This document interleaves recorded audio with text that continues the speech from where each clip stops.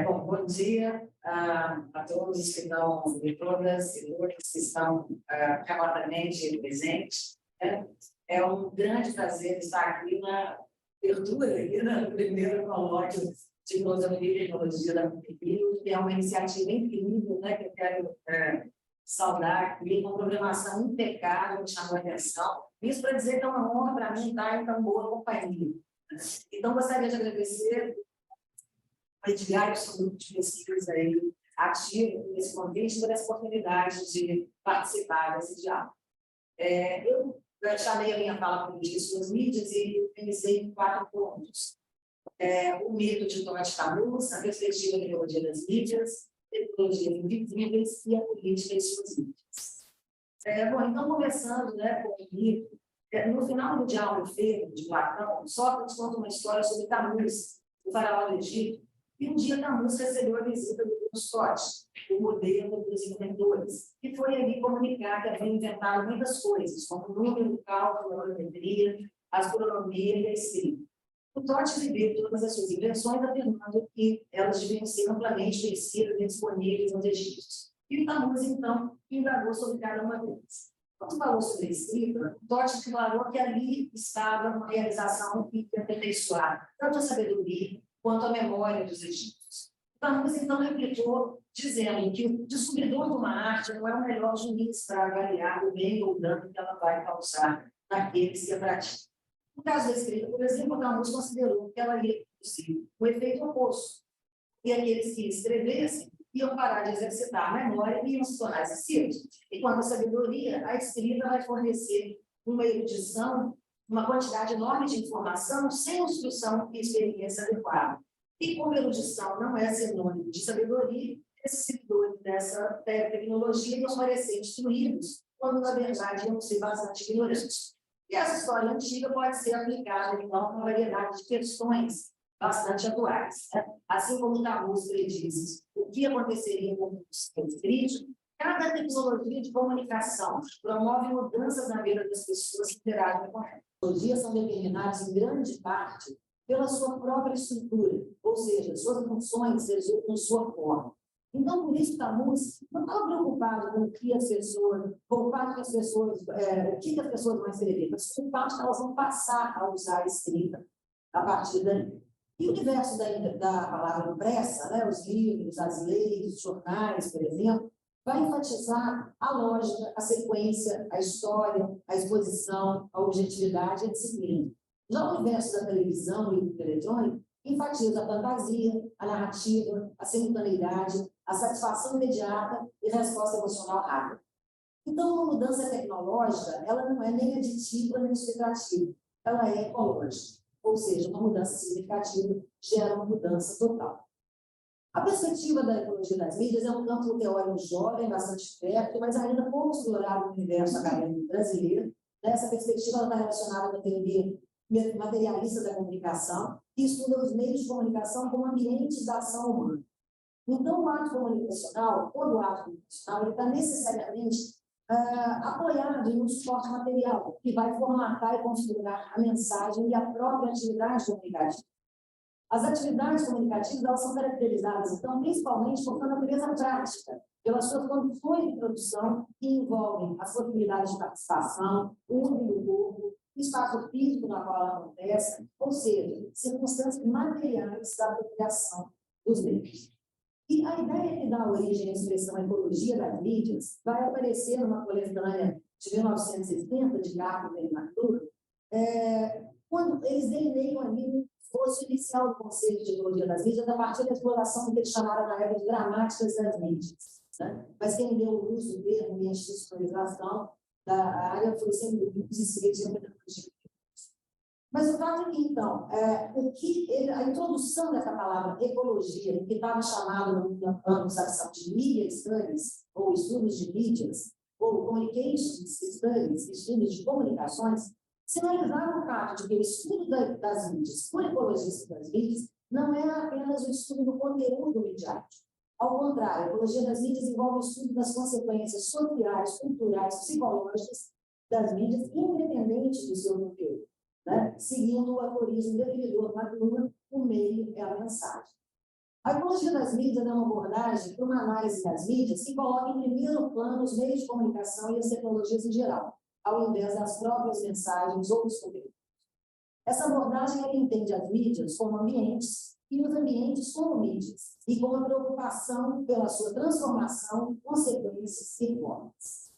Então, citando aqui um trecho do Magno, ele vai dizer, ao entender as mídias como ambientes, essa abordagem entende que as mídias têm todos os efeitos que a geografia e a biologia associaram ao ambiente no passado. Ou seja, o meio e a mensagem, porque o ambiente transforma nossas percepções, nossos pontos de atenção e nossos pontos de inteligência. O termo mídias é mais usado, em geral, para se referir apenas aos meios de comunicação.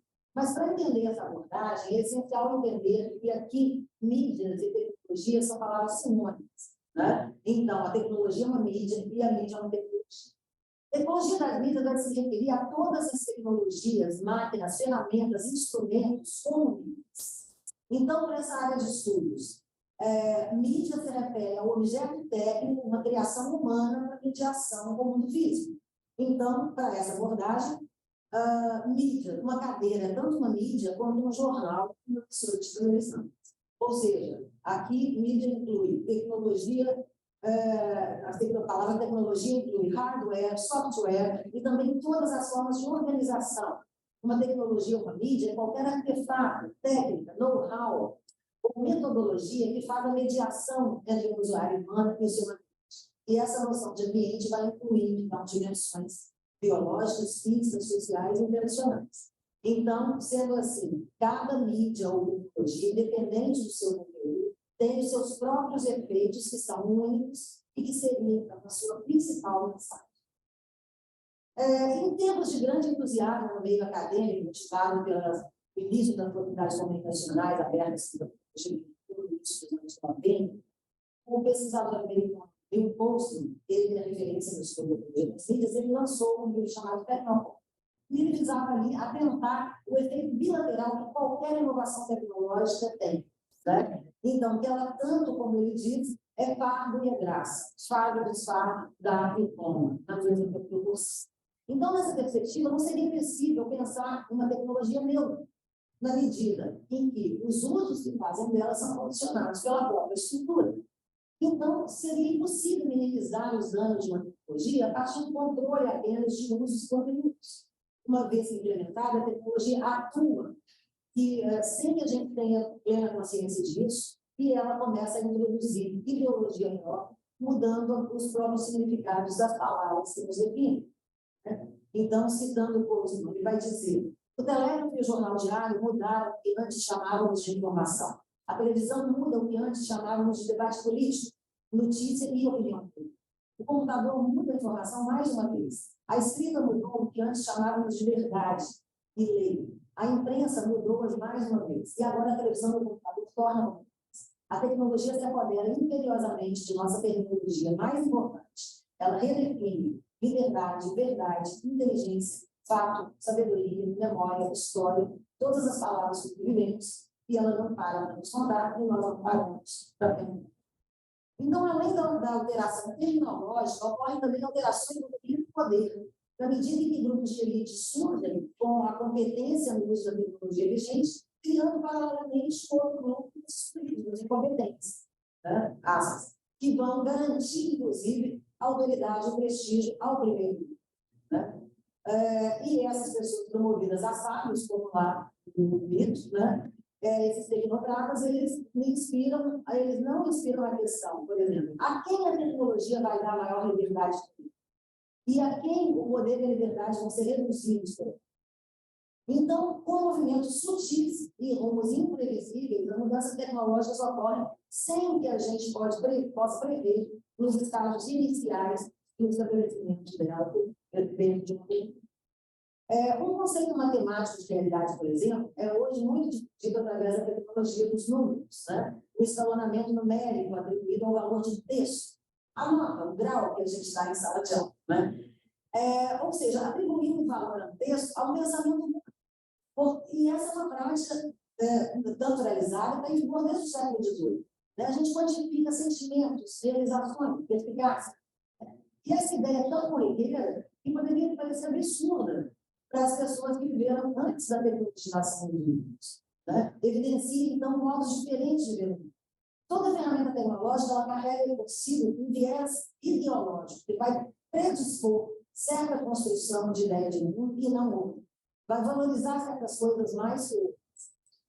E vai negligenciar outras também.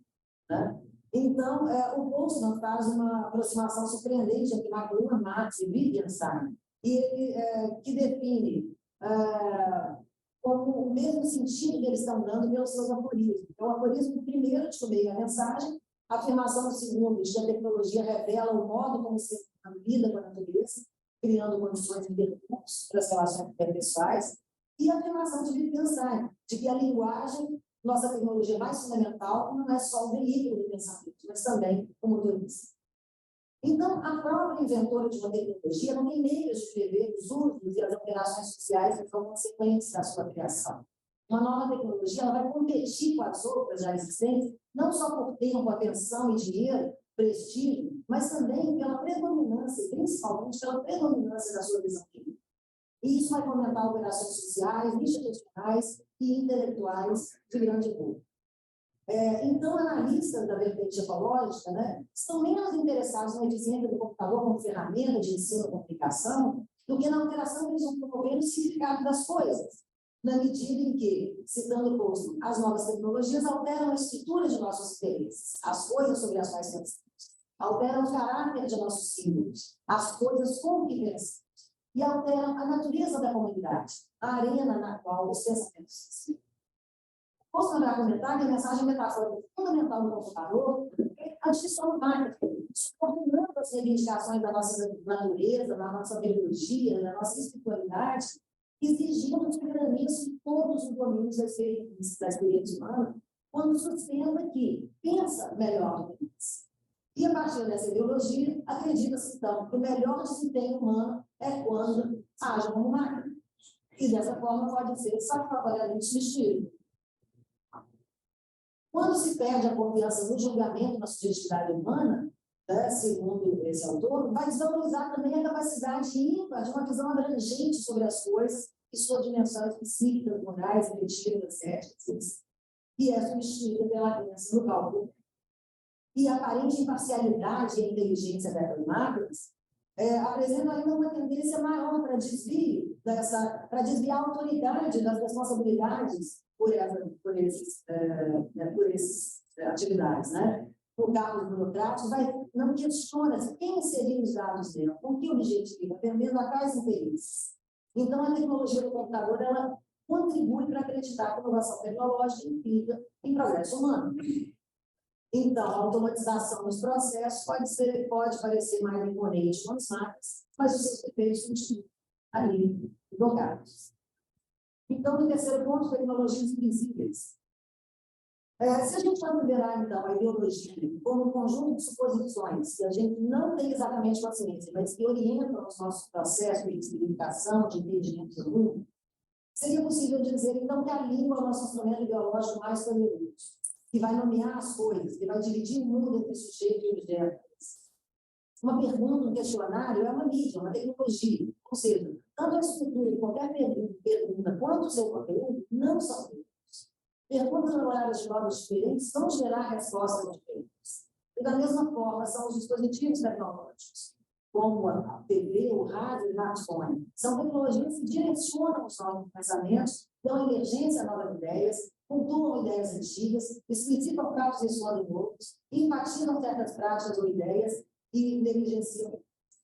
E tem vários mecanismos também que agem como máquinas, né, que ele vai chamar de tecnologias invisíveis, que resultam em transformações significativas na sociedade, mas que não são entendidos como tecnologias, né, não são tomados como tecnologias. Aí já exemplo do zero, né, que eu acho bem interessante. É um símbolo matemático que é uma tecnologia que vai afetar qualquer organismo, mas que não tem um valor em si. E que surgiu muito depois dos numerais. Né? O zero é um tipo de tecnologia que contém uma ideia. Né? O uso do zero possibilitou uma matemática sofisticadíssima que resultou numa tecnologia poderosa, amplamente utilizada até hoje, que é a estatística. Né? E ele vai falar que é possível que a física conceba o mundo como probabilístico porque a estatística foi. O teste de QI, por exemplo, é uma medição da inteligência a partir de estatísticas, que causou um dano na educação imenso. Né? O uso da estatística na pesquisa de opinião muda o sentido de opinião, né? Que é uma resposta de sim ou não para uma pergunta não problematizada. Além disso, a estatística cria uma enorme quantidade de informação inútil, dificultando a discernir o que é útil e o que é inútil.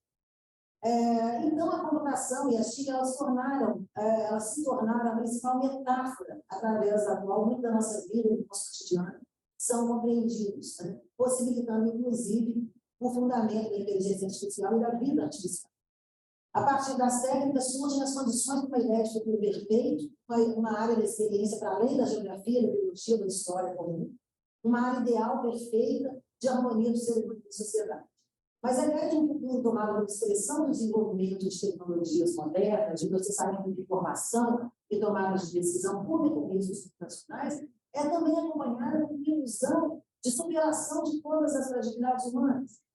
E agora, com a utilização dos processos sociais, a gente virou refém de uma estrutura digital programada para organizar atividades das pessoas nesses ambientes em relação ao mundo corporativo, aos órgãos públicos, a partir de coleta, armazenamento, monetização e distribuição de quantidades exorbitantes de dados de usuários tratados como produto. E existe um imperativo da visibilidade do sujeito, mas que é acompanhada de uma invisibilidade do funcionamento das máquinas. Ou seja, algumas tecnologias chegam disfarçadas, não parecem tecnologias e fazem o seu trabalho sem alarde, sem crítica ou sem consciência. Então, uma tecnologia invisível, ela trabalha para criar uma nova maneira de fazer as coisas. E depois que a gente acostuma, ela passa a ser naturalizada. E a gente, então, vive hoje uma espécie de realidade onde os nossos problemas, né, que a gente já tem que lidar, normalmente a gente ainda tem os problemas tecnológicos. O que alguns autores chamam de uma sociedade organizada em torno de decisões sociais e econômicas, né, uma sociedade algorítmica, por robôs e agentes da inteligência artificial, em plataformas online mundiais corporativas, que também têm as suas decisões. Então, no sentido de construir uma sociedade de plataforma responsável, né, tem a Van Dyke que vai questionar para a sociedade. Como uma agenda pública poderia ser imposta uma arquitetura que é totalmente controlada por gigantes da tecnologia dos Estados Unidos, orientada por valores econômicos e interesses corporativos, muitas vezes às custas de valores e interesses coletivos? É preciso entender, então, o funcionamento das nossas técnicas, tornar esse funcionamento visível, de forma que a gente tenha a condição de restaurar a técnica, né, para a nossa soberania. Bom, o último ponto, então, a política de suas mídias, né, que eu chamei aqui. Bom, essa vinculação, né, das condições tecnológicas à vida simbólica e aos hábitos psíquicos não é uma grande novidade. Né? Entre os eruditos lá era comum inventar taxonomias, né, baseadas no caráter tecnológico de um termo específico. A classificação mais conhecida nesse sentido são as chamadas Idade da Pedra, do Bronze, do Fogo. Os termos mais recentes ganharam outra taxonomia, né? A Revolução Industrial, pós-industrial. O próprio Marx vai chamar o século XX da Era do Estado de Ferro. José Ortega e Gasset vão mencionar 3 estágios do desenvolvimento da tecnologia: tecnologia do acaso, do artesão e do técnico. O ONG vai dividir entre culturas orais, filográficas, tipográficas e eletrônicas. O próprio McLuhan introduz a Era de Gutenberg. E aí, então, o Constant, ele também vai inventar a sua própria taxonomia. Né? Ele classificou as culturas em 3 tipos: as sociedades que usam ferramentas, as tecnocracias e os tecnopólipos. Sobre a sociedade, até o século XVII, todas as culturas usavam ferramentas. Né? É uma realidade que está em através do aparecimento, mas até o século XVII só existiam. As ferramentas foram inventadas principalmente com o propósito de resolver problemas específicos da vida física, como os moinhos de vento, o arado, a roda pesada para a produção de força hidráulica, ou para servir para o mundo simbólico das artes, da política, do mito, do ritual e da religião, como na construção de castelos e catedrais, por exemplo. Mas, nesses casos, as ferramentas não atacavam a integridade da cultura na qual elas foram produzidas. As ideias espirituais, os costumes, e mesmo a tecnologia militar, eram utilizadas como forças controladoras. Elas tinham regras, rituais que definiam como, onde, quando poderiam ser utilizadas, por exemplo, as armas. E essas práticas estavam comprometidas e vinculadas com o conceito de honra. Ou seja, nas culturas que usam ferramentas, a tecnologia não é fixa como ela está sujeita a um sistema religioso ou a uma jurisdição de nível social. O controle rígido do uso da espada pelos samurais, por exemplo, né, um código de honra, o Bushido, é um exemplo ali que o Poço não vai dar. O fato é que cada cultura está baseada em um aparato tecnológico específico que vai permitir sua organização social e política.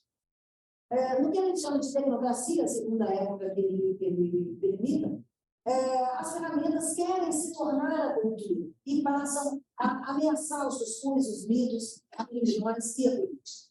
A máquina a vapor, em 1755, e a publicação do Adam Smith, da Riqueza das Nações, né, em 1776, segundo Poço inaugura a tecnocracia. Né? A invenção do tear mecânico do século XIX, ela vai proceder à substituição do operário especializado pelo operador de máquina, que vai dispensar o trabalho de pensar, né? A fábrica passa a pensar. O século XVIII testemunhou também uma pujança na atividade de invenção das mídias, né, tecnológicas mais variadas. Whitehead vai dizer, chega a dizer que a maior invenção do século XIX é a ideia de invenção em si.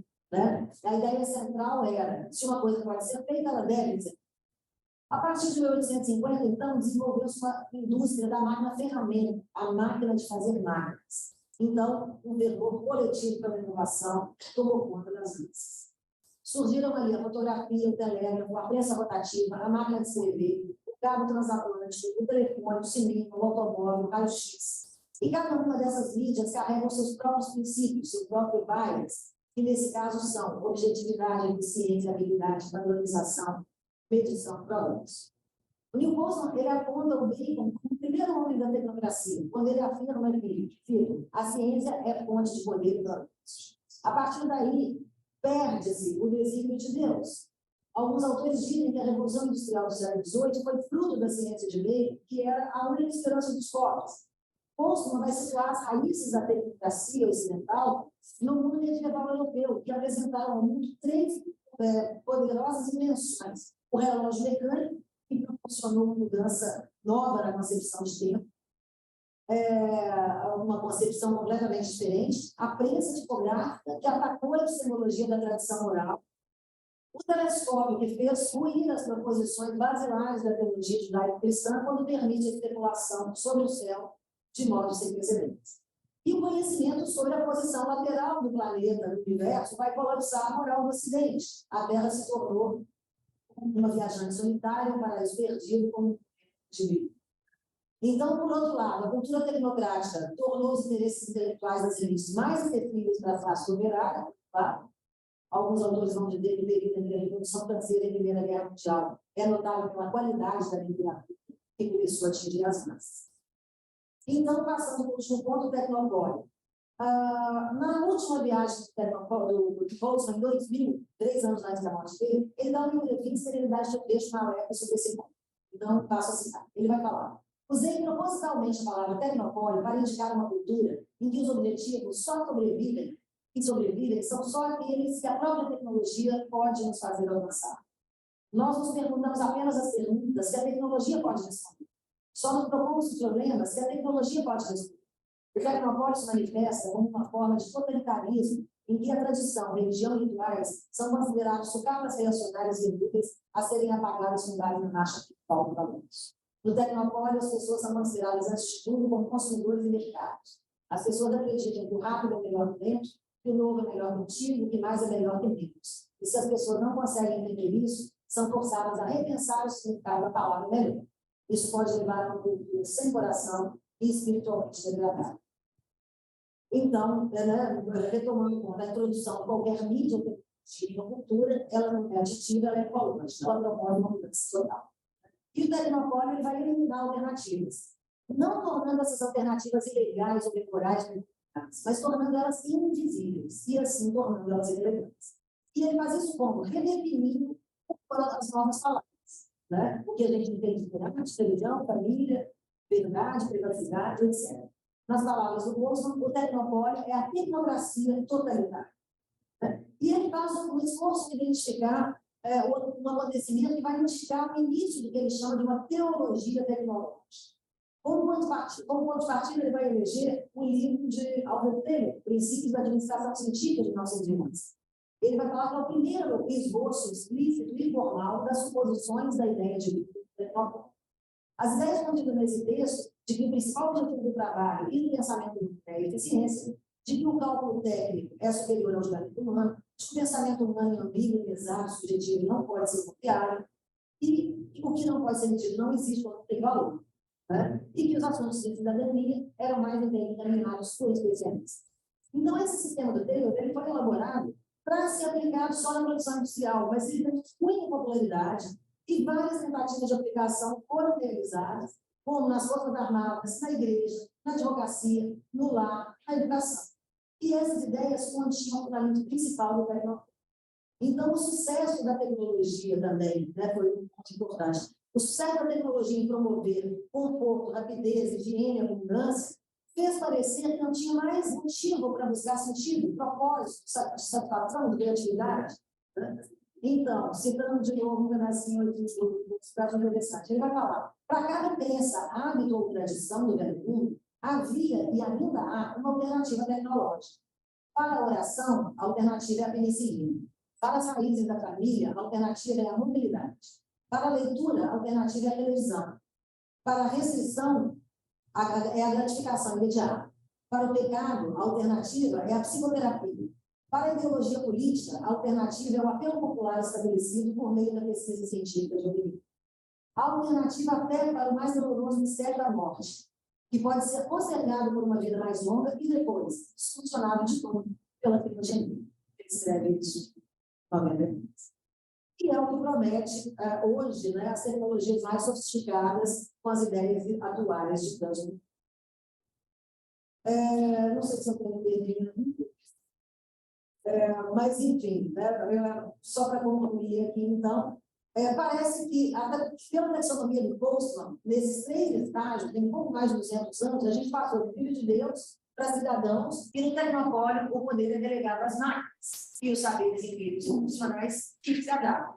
Então, no tecnopólio existe uma obsessão em obter informações, né? Como se todos os nossos problemas fossem a falta de informação. E o que ocorre é o curso, um excesso incontrolável de informação. Então, no tecnopólio, a gente é impelido, né, a ocupar as nossas vidas buscando informação, buscando acesso à informação. E a confrontação do mundo com esse excesso de informação, além de ser um evento sem precedente na história, não teve tempo suficiente para a gente refletir sobre as suas consequências. Então, a tendência o Boltzmann vendo para frente, ele vai falar assim, que vai ser uma espécie de lixo, a gente já pode entender isso um pouco, né? Não só a informação é uma espécie de lixo, incapaz de responder às nossas questões humanas mais fundamentais, mas também muito pouco útil para dar uma direção coerente à solução do problema do mundo. Então, termino aqui com mais uma citação dele. Ele diz: o meio em que floresce o tecnopólio é um meio em que foi cortado o elo entre a informação e o propósito humano. Ou seja, a informação aparece de forma indiscriminada, endereçada em ninguém em particular, em enormes volumes e em altas velocidades, e desligada de teoria, sentido ou propósito. É isso. Muito obrigada. Bom, então, bom dia a todos. E queria agradecer o convite de estar aqui no 2026, fazer conhecê-lo. E hoje, nosso tema política, eu trouxe a discussão do Byung-Chul Han, que é um autor com o qual venho trabalhado há algum tempo, e o tema é infodemocracia e psicopolítica. E o Byung-Chul Han é esse autor que vocês estão vendo agora, você vai ter que acompanhar isso.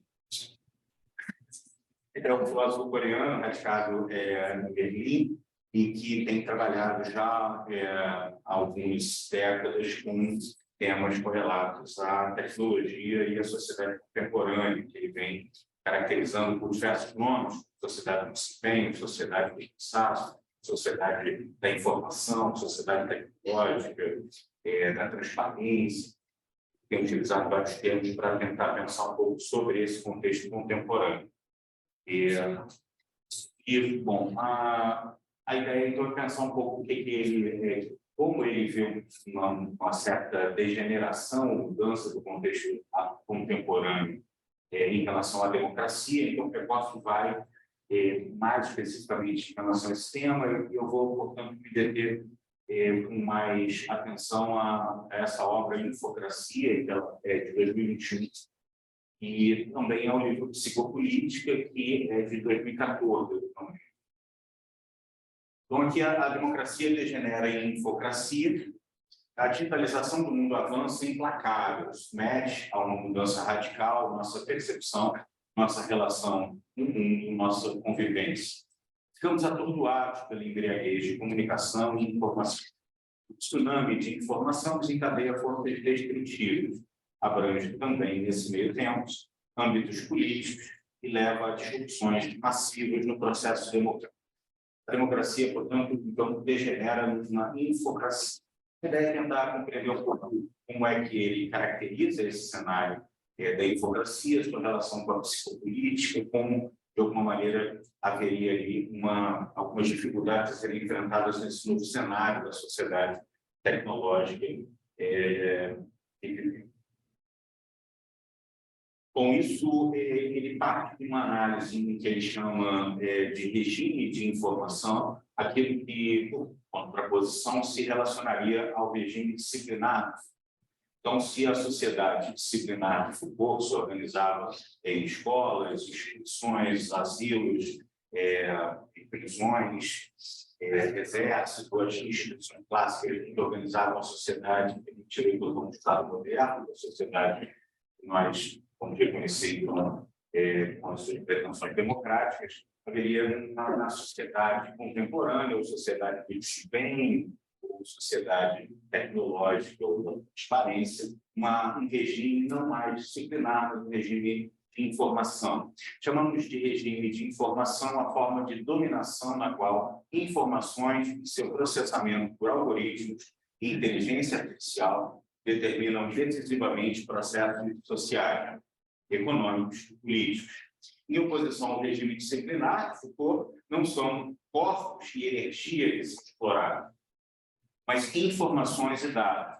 Não é, então, a posse de meios de produção que é decisiva para o ganho de poderes, mas o acesso a dados utilizados para vigilância, controle, prognóstico, comportamento humano. Então, é claro que há aqui diretamente uma tentativa de se envolver perspectivas que foram inicialmente abordadas na análise disciplinar de Foucault, dos mecanismos de vigilância e punição, passando um pouco, claro, a gente não pode deixar de lembrar pela discussão que é trazida pelo Deleuze na sociedade de controle, e que agora ela é pensada diante de um cenário mais amplo e mais problemático. Então, tem-se aqui a ideia de um panóptico, claro, que não é mais o panóptico que foi inspirado no Jerome Bentham, como o Foucault descreve, uma torre central que vigia todos através de mecanismos de vigilância e punição, sem estruturas de coação dessas pessoas a um determinado comportamento. Na realidade, aqui, o panóptico agora ele é digital. Esse panóptico ele é um panóptico total, em que todos vigiam a todos, e, acima de tudo, você tem também grandes redes de vigilância que são operadas desde os mecanismos que a gente tem do Google, das redes sociais, os diferentes mecanismos de inteligência artificial, os aplicativos, e mais que a gente vem vendo crescer no cenário contemporâneo. Desse modo, esse panóptico digital ele tem uma diferença importante em relação à análise desenvolvida pelo Foucault, porque as pessoas não são presas, né? A imagem inicial do panóptico de Foucault ela é uma prisão, né? Inspirada no bem. As pessoas, de alguma maneira, estão presas desse panóptico e elas são coletadas continuamente informações de vigilância e elas são sujeitadas em função desse mecanismo. Os internos do panóptico digital, somos todos nós, na verdade, comunicam-se intensivamente e expõem-se por vontade própria.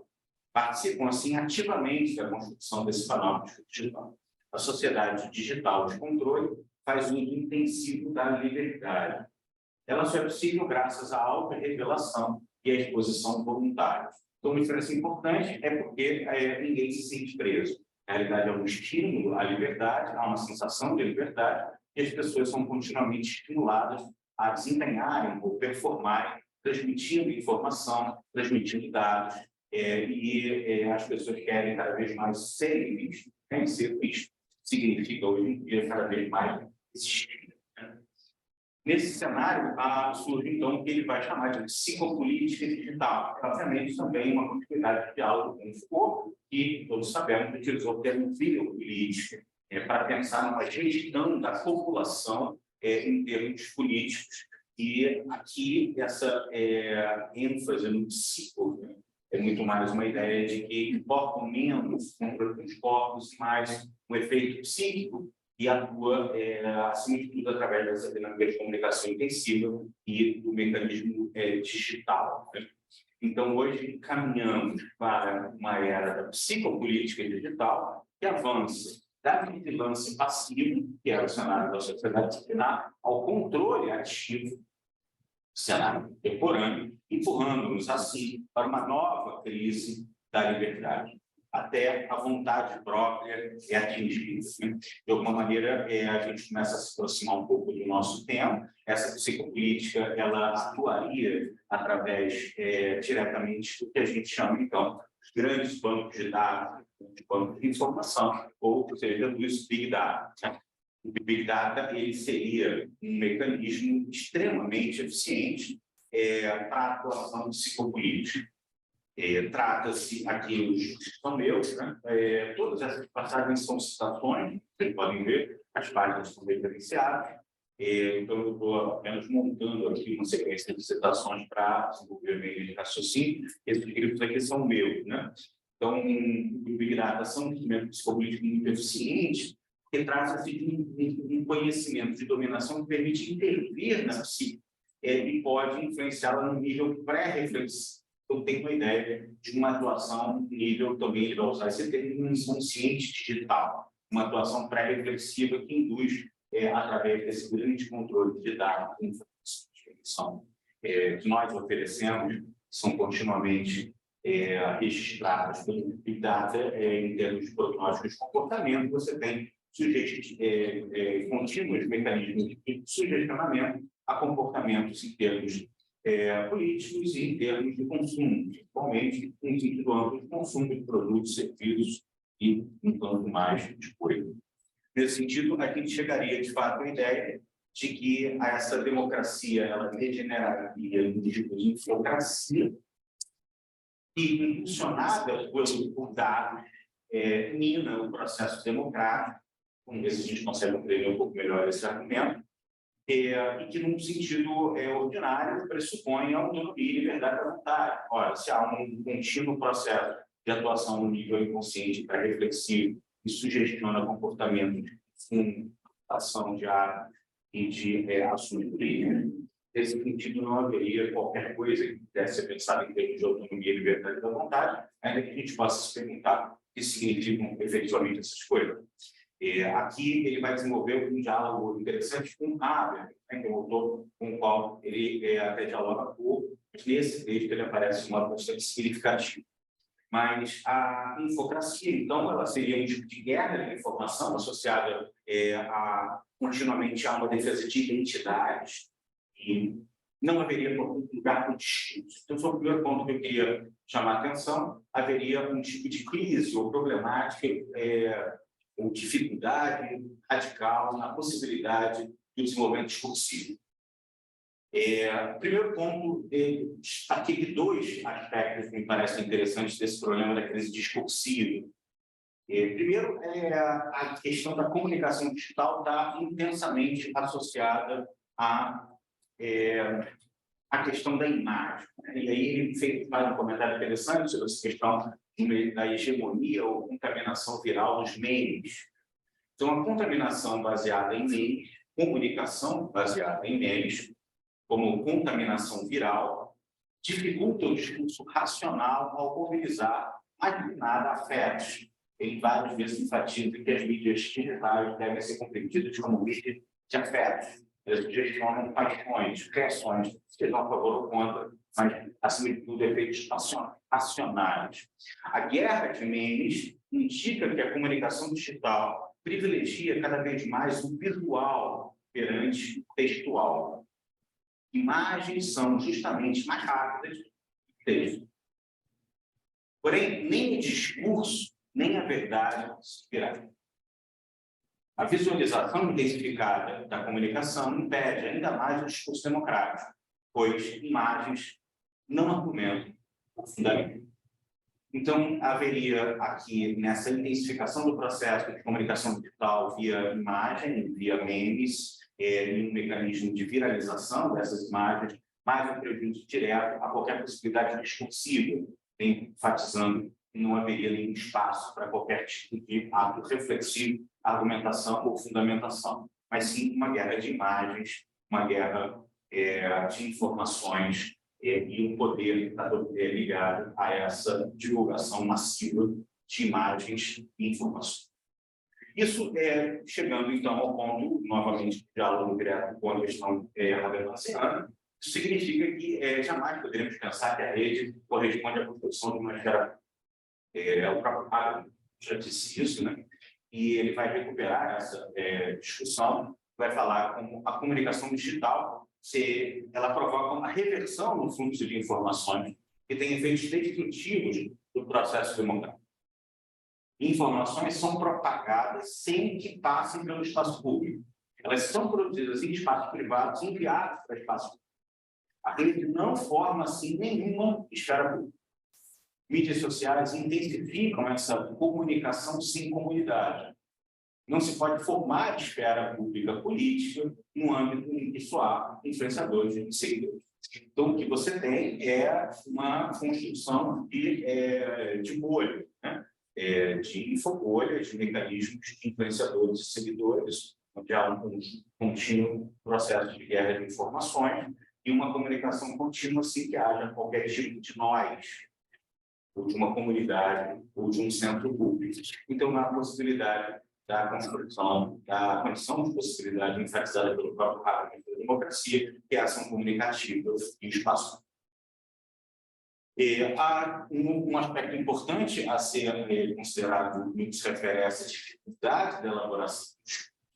E, sem dúvida, um desses pontos, além da questão da proliferação contínua de imagens, da comunicação visual e da questão dos meios, é a questão do tempo. Isso aparece em vários momentos, e aqui, novamente, nesse texto, ele trabalha bastante essa questão. Há uma relação entre temporalidade, discurso e democracia. O caráter geral, de curto prazo da sociedade da informação não é benéfico à democracia. No interior do discurso, vive uma temporalidade que não se dá com a comunicação acelerada e fragmentada. Pois é uma prática que requer tempo. Na sociedade da informação, simplesmente não temos tempo para uma ação nacional. Então, a questão de nos convidar a uma outra experiência da temporalidade que permita a elaboração racional e, portanto, também a possibilidade de uma elaboração discursiva, é uma condição fundamental também para que a gente possa, nessa experiência do pensamento, ser capaz de um diálogo comunicativo e da construção de um âmbito político democrático. E aí, por comparação, bom, temporalidade, discurso, democracia. Então, aceleração, inteligência artificial e infocracia. Tá? Então, se não temos tempo para nada, só aceleração, a gente não tem elaboração discursiva, a gente tem isso inteligência artificial e infocracia. Aqui uma outra citação que eu acho que enfatiza isso. A coação da comunicação acelerada nos priva da racionalidade. Sob pressão do tempo, acabamos escolhendo pela inteligência, né? Ou seja, inteligência artificial, esses mecanismos que nos são oferecidos hoje em praticamente tudo. Os algoritmos podem nos escolher, nos oferecer escolhas inteligentes, smarts. A inteligência tem toda uma outra temporalidade. A ação inteligente se orienta por quê? Soluções e resultados prazo, soluções pragmáticas calculadas a nos agradar ou nos melhor atender em função exatamente do prognóstico e de comportamento que foi estabelecido pela coleta de dados dentro do âmbito do parâmetro. Então, é muito importante pensar essa questão não só da crise, né, ligada à questão da imagem, como também esse problema da temporalidade, de uma certa dificuldade de elaboração discursiva nesse contexto, né? Isso tudo, claro, vai depender aí de um contexto em que esses Big Data sabem mais sobre a gente do que nós sabemos sobre nós mesmos. E é por isso que eles podem nos oferecer, coletando informações, tornando legíveis aqueles nossos desejos, dos quais nós mesmos não estamos propriamente conscientes, né? De fato, em determinadas situações, desenvolvemos inclinações que escapam à nossa consciência. Muitas vezes, nem sequer sabemos por que, de repente, sentimos certa necessidade. Ou seja, eles têm um conjunto de informações sobre nós que podem nos oferecer soluções que atendam aos nossos afetos, interesses e demandas a curto prazo, com soluções pragmáticas e inteligentes, teriam uma probabilidade de resultado muito maior. Então, é claro, a gente terceiriza cada vez mais a experiência do pensamento, que dá trabalho, que dá tempo, demanda discursividade. A democracia demanda um tipo de elaboração muito mais complexa do que essas que podem ser satisfatoriamente oferecidas para a gente em termos de resultados mais imediatos. E é importante entender que essa articulação ela está ligada também a mecanismos de exclusão. Ao mesmo tempo que a gente gera um processo que oferece para a gente soluções que sejam pragmaticamente interessantes para a função do panóptico da coleta de dados e desse mecanismo psicopolítico, que nos convida cada vez menos ao pensamento e à elaboração discursiva, os Big Data também vão gerar mecanismos de exclusão. Então, é importante pensar também esse outro lado do problema, que nem sempre aparece, ele pode ser muito mais sutil, muito mais invisível, porque a gente, em geral, pensa no benefício oferecido por essas ferramentas. Os Big Data inauguram uma nova sociedade de classe digital. Aos indivíduos com pontuação ruim, são negados empréstimos. Logo, junto ao panóptico, surge também um panóptico, ou seja, aquele que exclui. O panóptico monitora os internos incluídos no sistema. O panóptico é um dispositivo que identifica como indesejadas as pessoas estranhas ou hostis ao sistema e as exclui. O problema é que também cada vez menos nós nos preocupamos com isso, porque cada vez menos somos capazes de termos empatia ou percepção em relação ao outro, já que todo esse cenário está articulado a um diagnóstico que o autor vem desenvolvendo já há algum tempo, e que a sociedade que se tem é uma sociedade de pessoas cada vez mais narcisistas, que estão preocupadas em desenvolver sua própria performance pessoal e utilizar-se a si mesmo através dessas ferramentas tecnológicas em função de demandas do capitalismo contemporâneo. Então, é claro, nós não nos preocupamos tanto com aqueles que são excluídos, eventualmente, pelo próprio estrutura dos mecanismos dos algoritmos, porque, afinal, seria uma espécie de balanço técnico de separação de demandas e necessidades, alguma coisa perfeitamente natural, porque não politicamente orientada, não ideologicamente formada, não por uma perseguição, mas um mecanismo. Enfim, o sistema nos diz que essas pessoas podem circular aqui e outras não podem, apenas por uma questão séria. E o Byung-Chul Han é muito enfático em chamar a atenção de quanto nós jamais podemos compreender tais problemas como sendo possivelmente reduzidos a questões meramente técnicas. Não são problemas meramente técnicos, jamais poderiam ser compreendidos desse termo. Nesse sentido, o desaparecimento do outro e a crise da democracia, ela são problemas diretamente articulados. Então, também o fato de sermos um tanto mais insensíveis aos mecanismos de exclusão do próprio panóptico tem a ver com um cenário mais amplo, onde há um processo crescente na sociedade do desempenho, na sociedade digital, de atomização e narcisização crescente da sociedade. Elas nos ensurdecem perante a voz do outro. Então, é importante entender como esse mecanismo está articulado também no problema, que é um problema de prejuízo ou de crise da própria democracia. Porque esse processo de autonomização e de narcisização levam igualmente à perda de empatia. Hoje, cada um presta homenagem ao culto de si mesmo. Cada um performa e se produz. Não é a personalização algorítmica da rede, mas o desaparecimento do outro e a incapacidade de ouvir atentamente, que é responsável pela crise da democracia. Claro, o algoritmo faz parte desse processo, como o capitalismo contemporâneo faz parte desse processo, como o mecanismo do imperativo da visibilidade faz parte desse processo, e da transparência, mas um elemento central para a gente compreender a crise da democracia é entender o quanto isso tem a ver com uma perda da capacidade de percepção do outro, ou seja, uma crise da alteridade. E nem sempre a gente entende isso. Eu acho que em vários momentos nós pensamos em uma das dificuldades para a democracia sempre foi a liberdade de expressão. Isso porque, particularmente no nosso caso brasileiro, vivemos momentos muito graves de nos impedir a liberdade de expressão.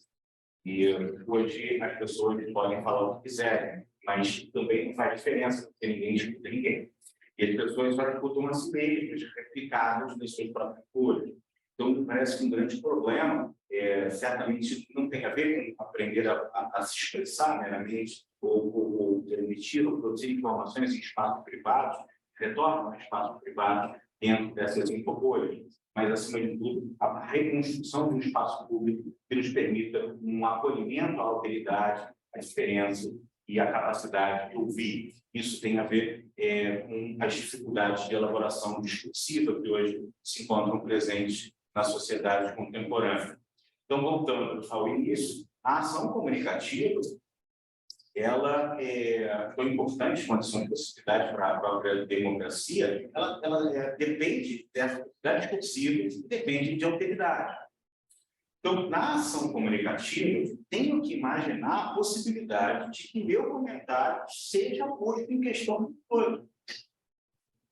Um comentário sem interrogação não tem caráter discursivo.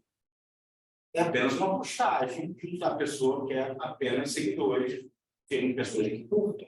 Por isso, o like é o signo, hoje, do que ele também chama de adormecimento da sociedade paliativa.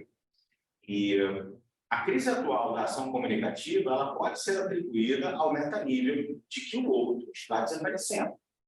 Então, a dificuldade de se comunicar é porque não tem mais com quem se comunicar, porque o que se quer é apenas falar, ser seguido. E você quer que as pessoas repitam ou concordem com aquilo que você está dizendo. Então, a possibilidade da elaboração discursiva tem a ver diretamente com a possibilidade de que eu seja exponha a ser questionado, a ser interrogado. Né? Aqui, portanto, alguém problematize aquilo que eu estou elaborando. Parece que isso tem se tornado cada vez mais difícil na atualidade. Eu trouxe aí uma outra citação, né, que está aqui de candidato. Foi?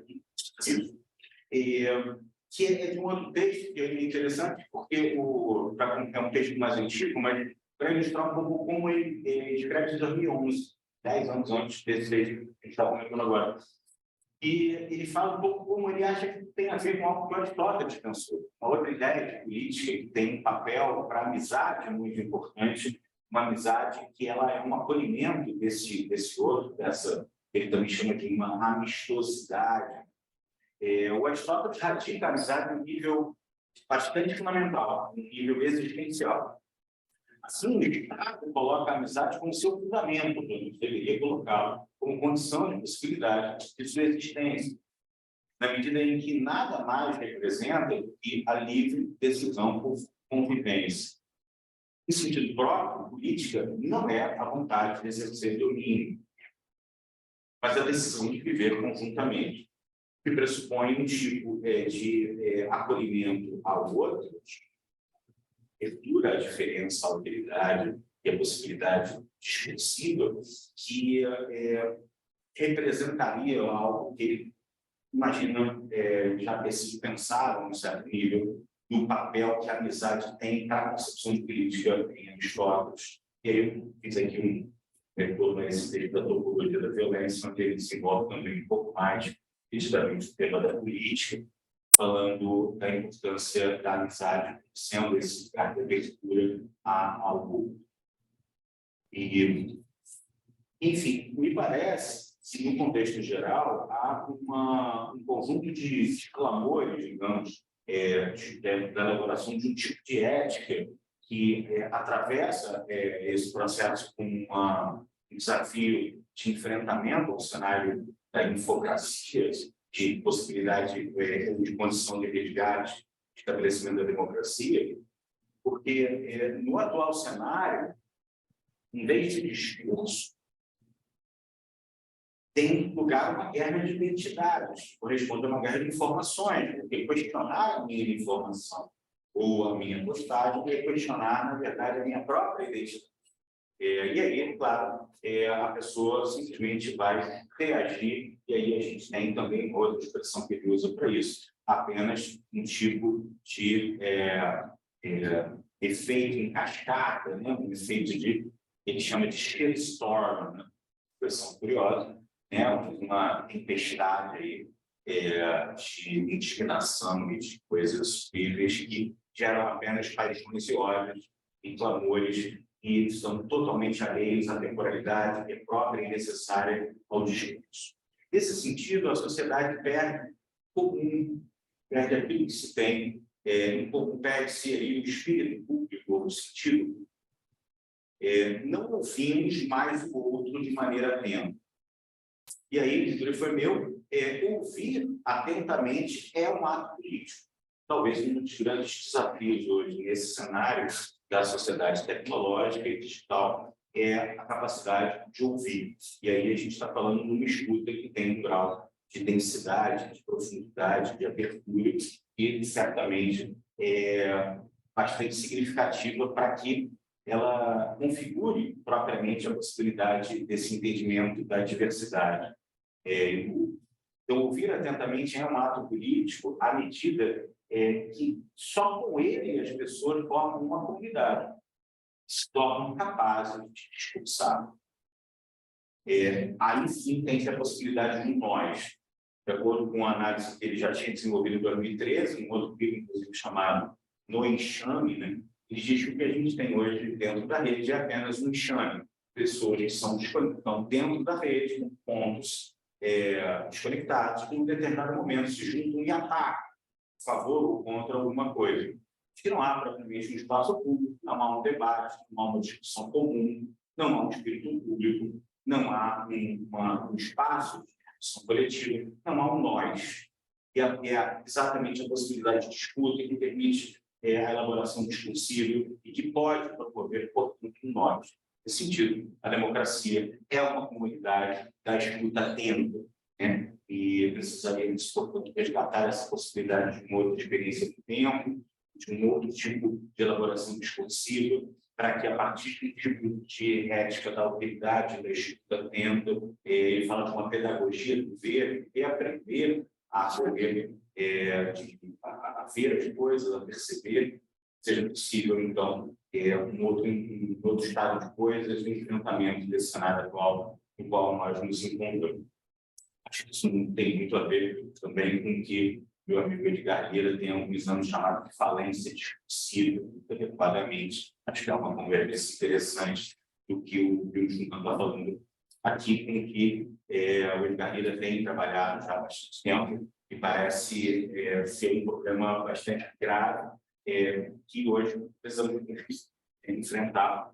Eu vou chegando aqui no meu tempo e queria concluir chamando a atenção de que eu acho que ele deixa para a gente algumas pistas importantes para pensar caminhos éticos de enfrentamento, pistas ou possibilidades para que se resgate. Ele fala, inclusive, nesse texto também de uma outra temática cotidiana da parresia, né?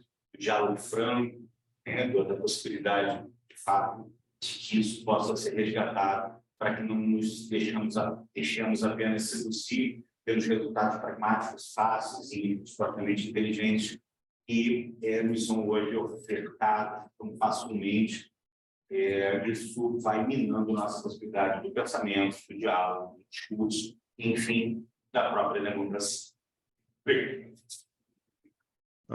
Primeiro eu quero agradecer ao Edgar e ao Marcelo pelo convite, agradecer também ao Leandro, ao professor Leandro e à professora Adriana pelas exposições.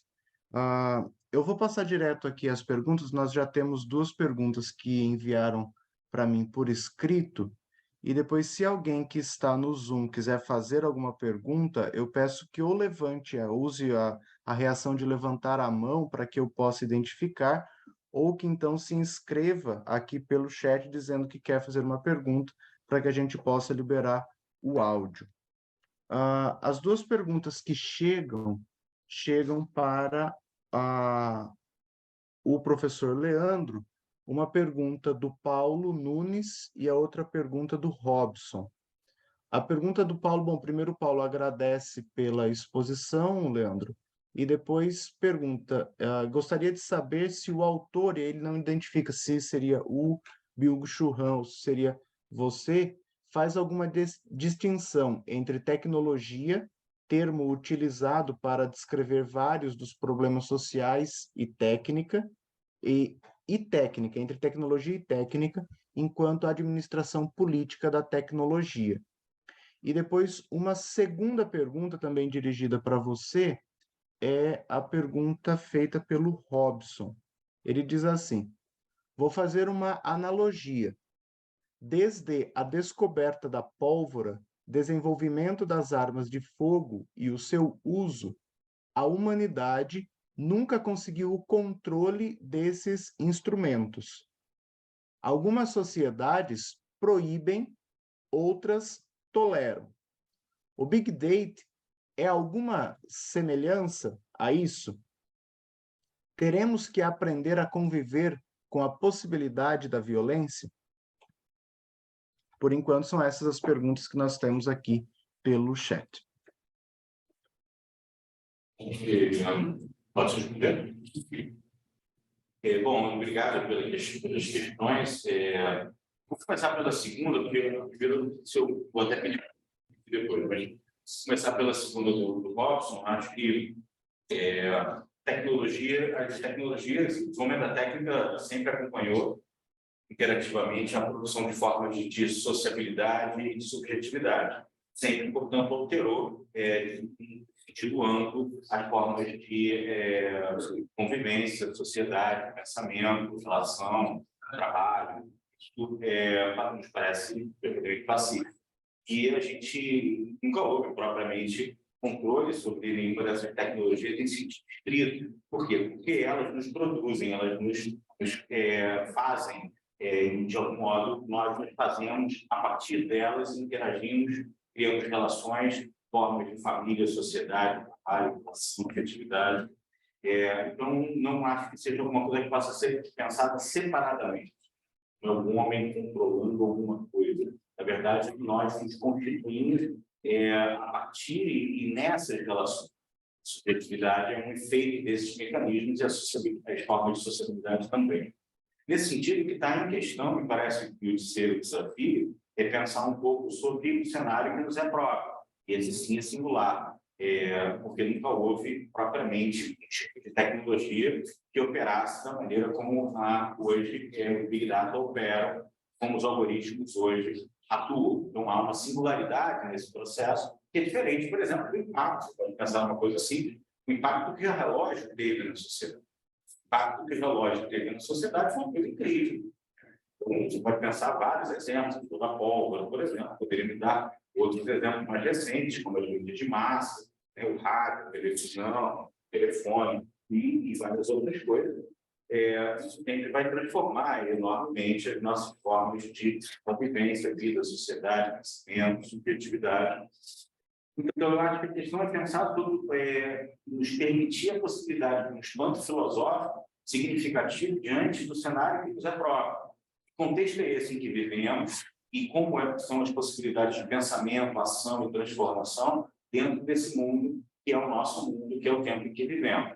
Parece ser essa a questão. E, como você falou sobre a questão da violência, até nesse livro mesmo, que eu rapidamente aqui citei, da Topologia da Violência, ele faz exatamente uma análise do deslocamento das formas de violência, desde as sociedades antigas até a sociedade contemporânea. Um livro menos conhecido, mais denso, mais complexo, como teórico, mas muito interessante. E ele diz, por exemplo, que hoje, acima de tudo, a nossa violência é uma violência neuronal. Nós somos cada vez mais sugestionados a produzir e performar infinitamente, produzindo a nós mesmos e otimizando a nós mesmos em todas as áreas da vida, não só econômicas, mas também em termos de saúde, beleza, trabalho, relação, família, felicidade, imperativo da realização pessoal. Então, você tem um tipo de violência também, que é a violência da visibilidade, a tirania da visibilidade, e a violência que ele chama de neuronal, que estaria na raiz, por exemplo, de patologias como o burnout, a depressão, a ansiedade, a hiperatividade. Eu acho que a violência faz parte, a questão é qual tipo de modo lidar com ela, compreender essas variações. Deixa eu ver que eu me estendi demais. Agora, a outra questão, eu não sei se eu entendi muito bem, porque falava sobre a diferença entre duas formas de tecnologia, né? E talvez ele possa responder, repetir um pouco a formulação. Gabriel, sim. Sim, claro. A primeira pergunta, Leandro, é a seguinte: o Paulo diz que ele gostaria de saber se, a minha interpretação, né, se o Byung-Chul Han faz alguma distinção entre tecnologia e técnica.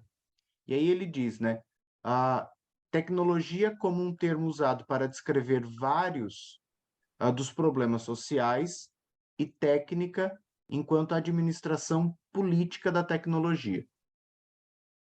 Bom, eu acho que ele não faria essa distinção exatamente, e acho que o sentido de tecnologia é amplo, mesmo desde Foucault, por exemplo, também. Tecnologia é utilizada num sentido bem mais amplo do que o estritamente que a gente chama hoje, né, de tecnologia, como computadores, smartphones, etc. Acho que tem um sentido mais amplo, e essa distinção, eu acho que ela é um conceito possível, mas não me parece ser esse o conceito que o autor utiliza. A gente deveria se perguntar também se essa é uma boa classificação para tentar entender a distinção entre técnica e tecnologia, que eu acho que é um problema razoavelmente complexo. Mas não é exatamente essa a que é adotada pelo autor. Acho que ele pensa a tecnologia no sentido mais amplo. Isso envolveria sem número de formas de articulação, de gerenciamento, e eu acho que uma perspectiva de interpretação mais Foucaultiana. Obrigado. Gabriel, para dar prosseguimento, tem muitas pessoas aí na sala que não necessitaram perguntas, então vou passar a Clarice e depois virando, vocês podem ter as perguntas. A gente volta para lá. Clarice. Então, gostaria de agradecer as apresentações. Eu tenho uma pergunta para Adriano. Vocês respondem na ordem que vocês quiserem depois. A pergunta para a Adriana seria se dentro desses estudos da ecologia da vida, etc., se há alguma abordagem semiótica, diretória digital, e se houver, qual é a linha que segue. Tá? E para o Leandro, a pergunta seria a seguinte: eu venho da área de informática. Então, na área de informática, a gente falando de cibersegurança, etc., a gente sempre fala a gente encara os hackers como sendo bandidos digitais. Então, a preocupação é sempre como você vai conter ou pegar os hackers. Eu gostaria de saber se existe alguma teorização sobre os hackers como agentes políticos de contra-discurso, um discurso político mediado por uma tecnologia, quer dizer, que falando a língua da tecnologia, tenta estabelecer um discurso nacional. Eu posso começar, então, só para assim, quando a gente as mídias, ela tem um fundo, né, um background que é gigantesco, né, em termos de todas as áreas, ela é muito da natureza, então ela preocupa com a termodinâmica, o tempo, então assim, várias ligações. Nessa área da semática, tem um instituto que é parceiro, digamos, né, uma instituição parceira, inclusive, a gente trazido para lá na Caixa, Institute for General Sciences. E esse instituto, ele é mais especializado, a gente tem essa própria, eles ganham prêmio aqui, a gente fala aqui, a gente vai falar lá, e tem, mas ele é parte da teoria dos sistemas do COSIS. Eu estava falando de semiótica. Tá, no semântica, em semiótica. Mas aí, esse pessoal desse instituto, eles têm essa exploração, né? Então, assim, é onde que mais trabalha com essa questão de semiótica significada e tal. E, claro, dentro do Congresso sempre tem as vezes que vão reunir essas pessoas, ou às vezes eles mesmos propõem uma mesa redonda para falar disso. Então, assim, é uma troca enorme, tem alguns que não é uma mesa total, mas tem alguns pesquisadores que trabalham com isso, e o Instituto de Neurociências é, digamos, a matriz, né? Então, e a Vera, depois que eu posso passar o link deles para ver se é aqui.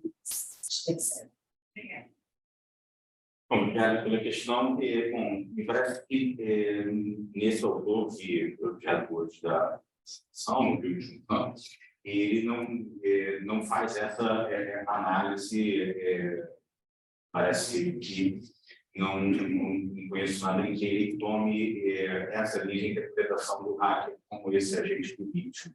Acho que para ele é importante que a gente recupere outros espaços.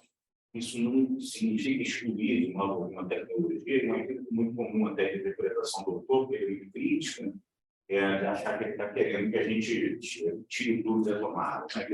Claro, não é isso, seria a gente achar que ele está supondo que é possível, e a questão é, acima de tudo, qual é a melhor maneira de lidar com a tecnologia, no meio que temos, possibilidades que ganham, nos oferece, vai ter que nós sempre somos capazes de perceber como podemos lidar com isso para estabelecer a possibilidade de uma efetiva democracia, que essa é a questão, qual é a melhor maneira de lidar existencialmente, socialmente, politicamente, com a tecnologia que nos constitui e nos atravessa hoje. E essa é a questão dele. Isso não quer dizer que em outros autores isso não apareça, acho que sim. Acho que, por exemplo, o próprio Ivan Negri fala que coisa nessa direção, que a luta está dentro do âmbito da própria rede, na multidão, dando império, usando tecnologia como contra-discurso, como forma de resistência, e você talvez pudesse ter perspectivas interpretativas de outros autores, em que essa relação do hacking, dependendo do que ele faz, claro, em qualquer caso, mas em alguns casos também seriam formas de lutas políticas, etc. Mas não acho que não é a abordagem do ramo, mas acho que é uma abordagem interessante, pode ser pensada na perspectiva de outros autores, e eu poderia lembrar de alguns outros que talvez tivessem um pouco esse caminho, dependendo de qual é o tipo de ação. Alguns exemplos de outras políticas, isso seria exatamente um tipo de guerrilha tecnológica contra grandes sistemas que não comprometidos com o sistema de opressão. Então, acho que vale a pena. Eu acho que o Ram estava preocupado, talvez, com uma outra maneira de pensar, formular o problema. Gabriel, aqui, querendo fazer essa pergunta, a gente volta para o problema. É um privilégio estar aqui para vocês dois. As duas falas suscitam várias questões, né?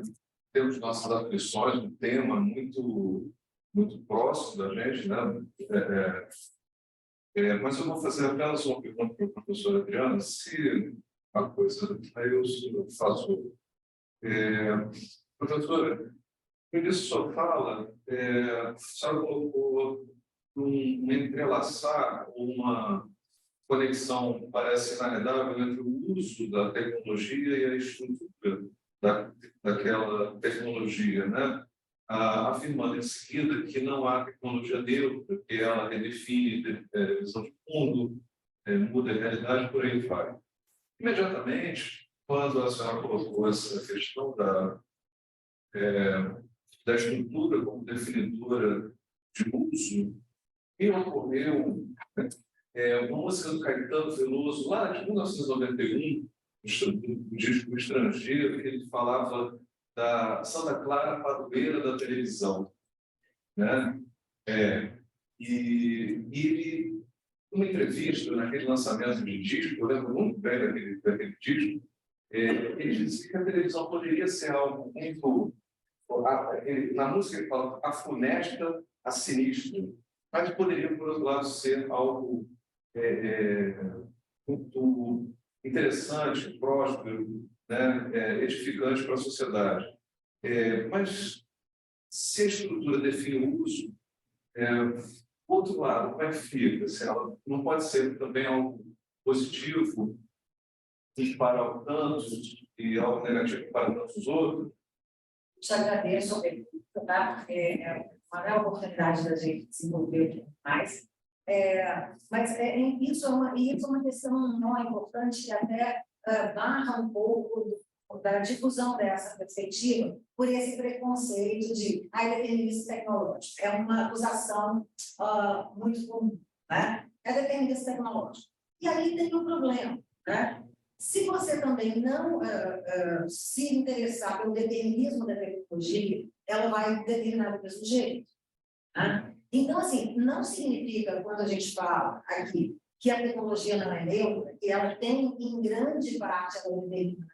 Não é totalmente, em grande parte, ela é determinada pela sua estrutura. Mas não totalmente. Isso não significa que não haja espaço de autonomia humana.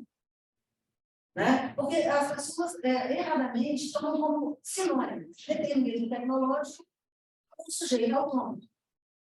Isso não é verdade. Essa cadeira é uma tecnologia. Ela permite algumas coisas, mas não permite. Essa sala de aula, tecnologia, ela me permite algumas coisas e não permite. Então, eu tenho um espaço de autonomia, mas eu esbarro no limite da determinação tecnológica. Se eu não tenho os óculos, eu não consigo ler. Ele me determina tecnologicamente. Mas eu posso pedir emprestado da amiga, eu posso piscar o olho um pouco. Eu tenho um espaço de autonomia, mas eu tenho que esbarrar o limite da tecnologia. Né? Então, isso é muito importante, porque essa falsa suposição de que a tecnologia é neutra, o bem ou o mal está no uso, isso é um estrago completamente, porque você elimina toda a ação de agente social que a própria tecnologia tem. Né? Ela nos organiza, essa sala nos organiza. Né? Essa sala significa que eu falo e você me escuta. Se a gente tivesse um círculo, era outra mídia, outra tecnologia que permitia outra orientação. Então, eu até sei dois exemplos dos uma cadeira, ela indica onde é que eu vou sentar, indica a posição, a altura que eu deveria ter, porque eu posso ser pequenininho e ficar balançando as pernas, ou posso ser grande e ficar sobre a... Ela indica a posição, e então tá, o computador indica que eu vou ter ler de tanto usar, no meio repetitivo, vai ter problemas no meu medo de tanto usar. Mas eu posso fazer outra coisa com ela, eu posso pegar ela e usar de... vou colocar as pernas dela para cima e usar o diante. Posso levantar em cima dela e fazer dela falando. Mas eu não posso fazer... Eu não posso fazer duas coisas assim. Então, assim, essa suposta essa oposição entre autonomia e determinismo, ela é uma falsa oposição. Toda tecnologia nos determina. Né? Se eu atravesso a rua e olho para um lado e olho para o outro, eu estou sendo determinista. Né? Porque eu estou querendo... Então, aqui conhecer os limites da tecnologia, entender o seu funcionamento, para nós usar ela em nossos favores. Essa é a questão. Não é que ela só mata, parece que é um pouco iludida, ou é um pouco pessimista, né? O discurso, mas a questão ela tem uma invisibilidade, né? A sociedade da transparência, nem tanto transparência para a gente. Agora, a tecnologia está ali numa caixa preta. Né? O iPhone é mais legal porque ninguém consegue mexer nele. Né? Então, quer dizer, essa invisibilidade, elas nos fazem bem. Eu não sei o que está aí, mas me dá que eu quero e eu preciso. Agora, se eu entendo, eu tenho mais capacidade de assumir o controle sobre ele, de regular apropriadamente, de evitar ou de fazer o controle dele. Né? Mas aqui a questão é a seguinte: mais eloquente do que o que cada celular passa para o outro é o fato de que todas as pessoas do planeta têm celular no bolso, né? Ou grande parte delas. Então, isso é mais eloquente do que os conteúdos. Então, ela está pensando da ação da tecnologia em si, né? Enquanto está todo mundo tem uma predominância de uma hermenêutica na ciência em geral, e fica tentando ver os significados dos conteúdos. Né? Foi bom ou não foi? Ele falou a palavra certa ou não falou? Isso tudo é muito importante. Mas mais importante que isso é o ambiente que é proporcionado a esse tipo de coisa, que vai liberar algumas coisas e vai determinar outras. Então, isso é para todo lado, aqui na televisão. Eu tenho um espaço de 20 segundos para construir um vídeo. Eu estou determinada tecnologicamente. Né? Eu o tempo todo. Esse carro o avião muito grande, o avião pequeno. Eu estou sempre determinada pela tecnologia. Mas isso não significa falta de autonomia diante dela. Né? Tem um limite. Então, isso é uma distinção bem importante, porque senão a gente toma tudo como uma coisa muito. Né? E vários autores e autoras fazem isso. Eu tenho até essa crítica, que quando fala de determinismo tecnológico, é como se perdesse as duas coisas se coisam. E a gente tem que ser amiga delas. E entender bem essa distinção para a gente fazer ela no nosso benefício. Colocar no nosso que tem muitos. Né? As críticas com a tecnologia, elas têm que primeiro falar, olha, ela é boa nisso, isso. Só que, então, assim, claro que ela tem benefícios, né? Mas da multidão, o alarido sobre as vantagens é muito maior na indústria, no comércio, cabe a nós fazer a crítica, cabe a nós fazer a reflexão. Né? Mas isso não significa que a gente, eu pelo menos, não entenda as grandes favores e benefícios da tecnologia. Por exemplo, o avião voa, o antibiótico funciona, né? Toda a vacina previne doença, é uma maravilha a tecnologia. Né? Só que a gente tem que saber conhecer o funcionamento dela para ter soberania sobre ela. Né? Essa caixa preta, que é da indústria do comércio, um interesse muito grande da indústria do comércio, né? E de quem está ganhando com isso. Essa invisibilidade, ela nos deixa de pé. Né? Então, é disso que se trata. Eu até te agradeço, porque esse é um problema muito delicado, que as pessoas jogam fora toda essa perspectiva, porque como se a televisão passasse o telecurso o dia inteiro, olha esse novo. Não é bom que todo mundo tenha uma televisão, fique olhando para a televisão, ensinando, aprendendo com a televisão. Né? Então, o fato de ter uma televisão em cada casa é a preocupação, né? Já que tem tanta gente preocupando com os conteúdos, para reverter os conteúdos. O plano da sociedade da transparência, né? Ele tem uma expressão que ele diz, olha, hoje tem visibilidade e transparência, mas aquilo que produz a transparência, isso não é transparência. Exato. Ao mesmo tempo, a transparência. Então, a sociedade pode ser determinada por essa questão da visibilidade, mas exatamente isso não é. Sim. Pessoal, passar aqui online agora, por causa do horário, vamos fazer uma última rodada de perguntas. Gabriel, você está com os deus aí? Sim. Nós temos mais duas perguntas, são três, na verdade, porque o Felipe faz duas. São duas perguntas do Felipe e uma do Claudinei, e as duas são direcionadas ao professor Leandro.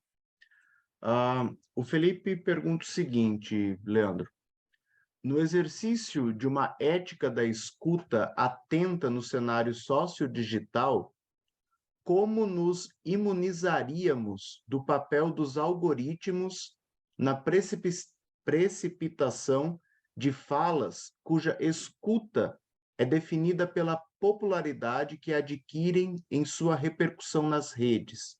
E aí ele faz uma segunda pergunta: como evitar o encaixe de discursos de ódio nas redes, justamente pelo caráter polemicista que os tornam mais escutados?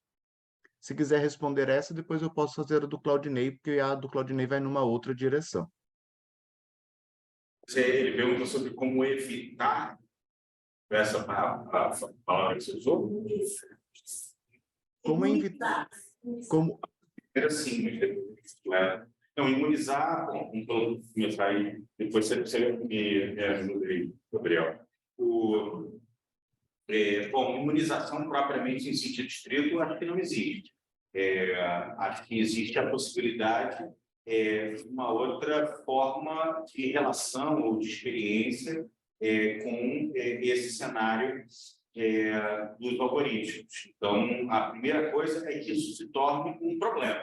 Então, isso tem que aparecer como uma questão, um problema. Isso, acho que a maior parte da nossa sociedade não toma isso filosoficamente, enfim, como uma questão, e seus impactos sejam existenciais, familiares, sociais ou políticos. Colocar isso como um problema, colocar isso como uma questão, é uma condição para que nós possamos nos perguntar qual é a melhor maneira de nos relacionar com esses mecanismos e quando usá-los ou não, né? Mas a praticidade, a falta de tempo, a demanda por eficiência, ou simplesmente, enfim, como Kant diria, preguiça e covardia, muitas vezes é o que nos impede do esclarecimento, capacidade reflexiva, e eu acho que, então, acho que é um exercício contínuo de recolocar isso como questão, até porque essa coisa nos atravessa, nos constitui, nos produz, como a professora Adriana me colocou aqui, constitui o nosso ambiente, nossas relações, nossa vida, e nos determina em muitos aspectos. Então, a gente teria que se produzir de modo diferenciado. Mas acho que não há uma fórmula sim, de distrito, de imunização perfeita para isso. Acho que tem uma questão que nos provoca a pergunta sobre qual é a melhor maneira de lidar com isso, seja individualmente, seja socialmente. Mas a última parte da pergunta é que tinha, não sei se era evitar de ódio, não sei se foi isso. Acho que são geram maiores clamores, né? Eu acho que a resposta iria na mesma direção. Em primeiro lugar, colocar isso, né, como questão. Como a mídia ela opera como uma mídia de afetos, que gera, eu me lá do shitstorm, né, gera engajamento, pacto forte de paixões e ódios, de mobilizações, eu acho que a gente precisa ter uma outra relação com isso, onde a gente precisa estranhar isso. Né? Então, você vê, a coisa aparece, tem um monte de gente já que nem leu aquilo, que nem viu direito, que nem analisou, que não parou para pensar, enfim, já se mobilizou a favor ou contra alguma coisa, como se todo mundo tivesse que ter opinião, oposição, decisão, sobre tudo imediatamente. E aí isso vai gerar os discursos de ódio, sejam eles de que posição política forem, e há de todo tipo. Então, acho que precisa ter um distanciamento crítico, reflexivo, para que a gente possa se perguntar sobre aquilo, e isso tem a ver com uma outra maneira de lidar com a tecnologia e uma outra experiência do tempo. Eu falei, para que nós sejamos capazes de se perguntar e elaborar discursivamente, criticamente, o que é isso que está acontecendo. Né? E as pessoas já curtiram, já compartilharam, já comentaram, muitas vezes muito antes de permitirem uma interrogação sobre o que é isso que está diante de mim. Bom, acho que esse exercício seria um exercício filosoficamente muito relevante para a sociedade em que vivemos, e é continuamente um desafio. Mesmo o problema das fake news, né, eu sempre digo isso, acho que não vai também na mesma convergência de análise, assim, o problema das fake news não é que elas são mentiras, eles são um problema menor. Há uma série de outros elementos envolvidos, claro, precisaria de mais tempo para desenvolver isso, mas, enfim, um dos problemas certamente é a velocidade e intensidade da informação. E o fato de que a própria fake news ela tem uma supressão da distinção de verdade e mentira. Fake news não é uma mentira, estrito. Ela é, na verdade, um processo de bombardeamento de informação, de visualização de imagem, de velocidade de informação, de compartilhamento, de viralização, que gera um tipo de supressão da própria distinção de verdade e mentira. É complexo. E simplesmente contar uma mentira, contar uma lorota.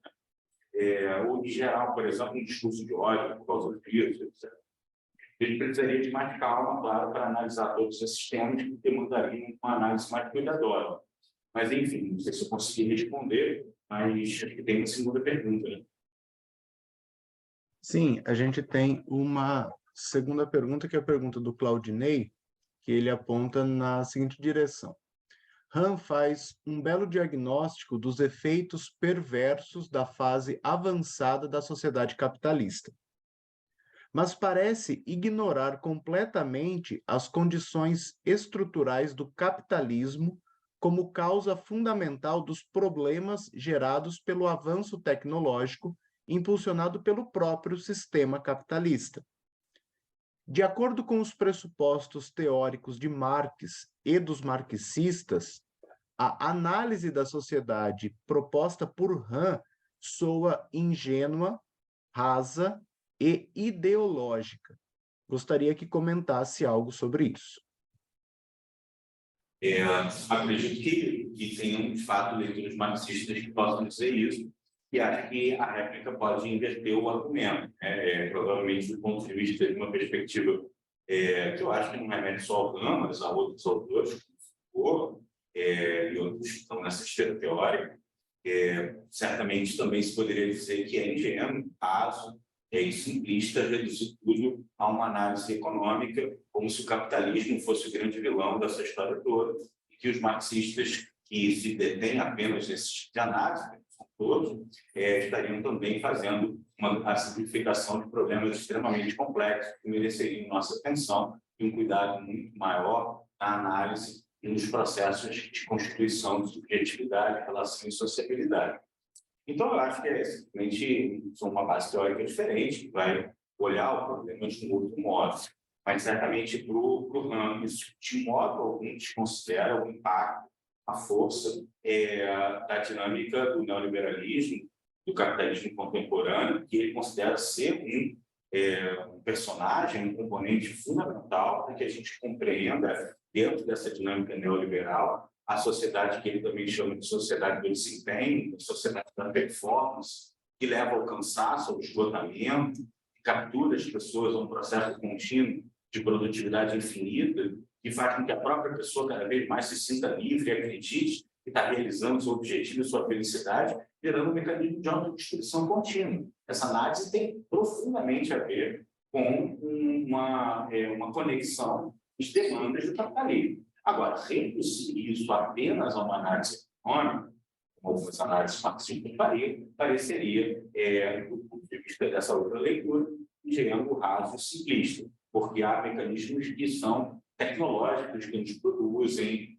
há mecanismos de subjetividade, de relações de poder, que atravessam o tecido social, o que o Foucault chamou de microfísica do poder, que constituem formas de pensar, de compreender, que produzem entendimentos de sociabilidade, de trabalho, que precisam ser compreendidos de uma maneira mais ampla, uma perspectiva interseccional que atravesse questões econômicas, sociais, raciais, étnicas, de dinâmicas sexuais, afetivas, enfim, um processo muito mais amplo e complexo, que me parece ser uma tentativa que o Han faz de análise desse problema. Então, reduzir tudo à análise econômica, acho que do ponto de vista do Han e desses autores, mereceria o mesmo tipo de crítica que talvez os marxistas façam da obra. Obrigado, Gabriel, por ajudar a rejeição aí. Queria agradecer a todo mundo que assistiu essa primeira mesa, convidado lá da caixa. Convidar todo mundo. Olá, pessoal. Tinha visto ainda. Convidar todo mundo, então, para a mesa, que a gente vai ter 1 hora depois agora da pausa do almoço, tá bom? Tem um outro link, então vocês, não é esse mesmo, tá? Entrem lá pelo e-mail que vocês receberam. Agradeço a presença de todos. O pessoal aqui da sala também tem essa pausa, a gente volta a 1 hora.